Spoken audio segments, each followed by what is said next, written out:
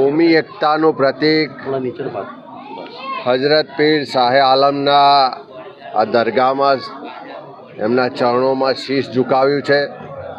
તમામ અમારા કોંગ્રેસના આગેવાનો, શહેર કોંગ્રેસના પ્રમુખ સોનલબેન પટેલ, અમારા સાથી ધારાસભ્ય ભાઈ ઇમરાનભાઈ ખેડાવાલા, પૂર્વ ધારાસભ્ય ગ્યાસુદ્દીનભાઈ, ખાસ જેમણે મન્નત રાખીને બધાને અહીંયા આમંત્રિત કર્યા છે એવા તસ્લીમ બાવા, તમામ કોર્પોરેટરશ્રીઓ બધાએ સાથે મળી ને હજરત પીર શાહે આલમમાં દુઆ પ્રાર્થના કરી છે કે આ કોમી એકતાનું વાતાવરણ, ભાઈચારો જળવાઈ રહે, સૌના ઉપર એમના દુઆ આશીર્વાદ બરકરાર રહે અને સૌના જીવનમાં સુખ શાંતિ ને સમૃદ્ધિ આવે।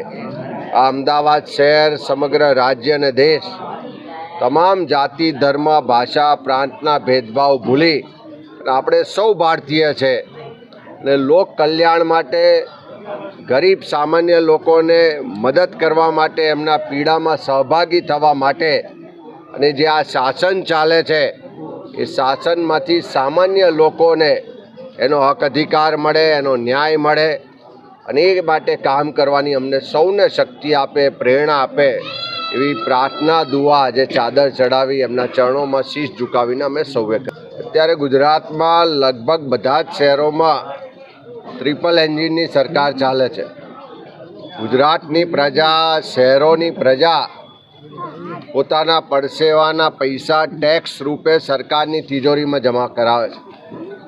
અસહ્ય કહી શકાય એવો ટેક્સ આ કોર્પોરેશન દ્વારા ગુજરાત અને આ શહેરોની પ્રજા પાસેથી ઉઘરાવવામાં આવે છે અને એના પ્રમાણમાં શુદ્ધ પીવાનું પાણી જોઈએ, સારા રસ્તા જોઈએ, ટ્રાફિકની અડચણો ના હોય, પર્યાવરણ સારું હોય, કાયદો વ્યવસ્થાની પરિસ્થિતિ સારી હોય એવું વાતાવરણ લોકો ઈચ્છતા હોય છે। એના બદલે બધા જ વિસ્તારોમાં આજે પણ દૂષિત પાણીની સમસ્યાઓ છે।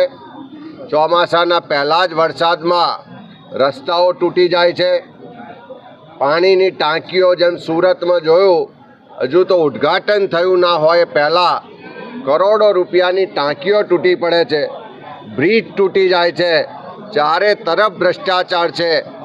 આખા શહેરમાં ટ્રાફિકની સમસ્યાઓ, પ્રદૂષણની સમસ્યાઓ, કાયદો વ્યવસ્થાની પરિસ્થિતિ કથળી ગઈ છે, ગુંડાઓ બેફામ થયા છે। એવા વાતાવરણમાં આજે શહેરના લોકો જીવવા માટે મજબૂર છે। ત્યારે હું ચોક્કસ વિશ્વાસ સાથે કહું છું કે લોકોમાં જે પીડા છે, જે તકલીફ છે, જે આક્રોશ છે એ આવનારા દિવસોમાં ધીમે ધીમે લોકોના મુખેથી બુલંદ અવાજે રજૂ થઈ રહ્યો છે અને એક વિપક્ષ તરીકે કોંગ્રેસ પક્ષ લોકોના અવાજને બુલંદ કરશે, લોકોના આક્રોશને વાચા આપશે અને આવનારા સમયમાં લોકોને એના હક અધિકાર અપાશે। बरकात अमित चावड़ा साहब आज से जब डिक्लेयर होने का था प्रेसिडेंट का, तो साहब को मैंने अठवाडिये पहले, 2 दिन पहले जाते जाते इनको बोल दिया मैंने आपका मन्नत माना है। तो चावड़ा साहब ने बोला अच्छा है। तो साहब गए तो दूसरे तीसरे दिन इनका ऑर्डर हो गया अल्लाह उनसे। पर यहाँ पे दिल से जो यहाँ पे अर्जी जो भी रखता हो और दिल से अर्जी नहीं रखता उसका कबूल होता नहीं है, पर दिल से रखना चाहिए, बस उसको अकीदा होना चाहिए। तो ज कबूल हो, वहाँ से तो कबूल ना हो। ये अजान भी हो रहे हैं, ये साक्षी में। अल्लाह उनसे यहाँ पे जो भी आए, मैंने तो यहाँ अर्जी ऐसी रखी कि सरकार कांग्रेस की बने और जिसको टिकट देगी तो उसके साथ मैं साथ में खड़ा हूँ। और हमारे इमरान खेड़ावाला, ग्यासू भाई, अमित चावड़ा साहब और जितने हमारे आगेवान हैं, जुल्फी खान ने सब, ये हम साथ में ठेठ तक कांग्रेस के लिए ठेठ तक आगे बढ़ेंगे।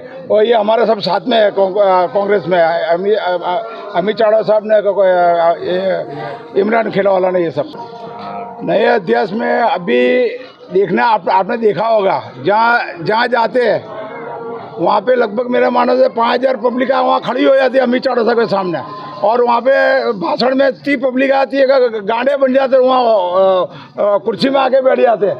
इतनी है जहाँ हमने वहाँ पे देखा, अपने धोल के में ग्यासू भाई ने, हम लोग साथ में गए ले, वहाँ पे तो आदिवासी को मैंने देखा, तो मैंने देख के एकदम हो गया कि आदिवासी इतने अमित चावड़ा सब कुछ चाहते हैं। इवन मैं तो कहता हूँ कि गुजरात में अमित चावड़ा को सालम सरकार के आगे हम बहुत चाहेंगे और आगे बढ़ेंगे।